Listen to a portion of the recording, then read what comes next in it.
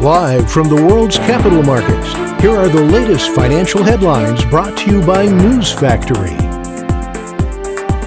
Hello and welcome to Monday's Daily Financial Review. Here's what's making the headlines in the markets today. The dollar dropped 0.3% against the yen in the last session. The stochastic RSI indicates an oversold market.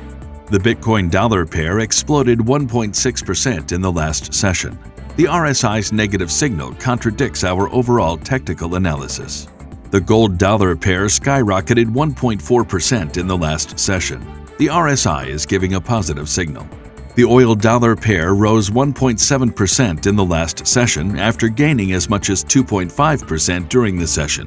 The stochastic indicator is giving a negative signal. Coming up, the choices from our chief analysts for today.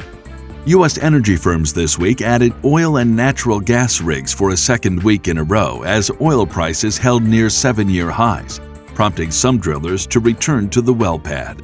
London's FTSE 100 rose, led by banks and healthcare major AstraZeneca, while British Airways parent IAG dropped after flagging a bigger-than-expected annual loss.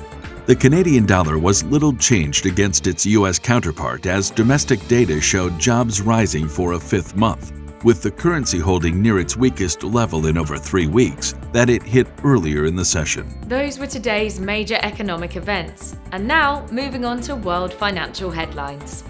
The Eurozone's Eurogroup meeting will be released at 0000 hours GMT, Finland's trade balance at 0700 GMT, Japan's leading economic index at 0500 GMT. Japan's current account will be released at 2350 GMT. Japan's coincident index at 0500 GMT. Japan's machine tool orders at 0600 GMT. We hope that you've enjoyed Monday's financial review. On behalf of all of us here, we wish you a productive trading day. Be sure to join us tomorrow morning for the latest news and events from the financial markets.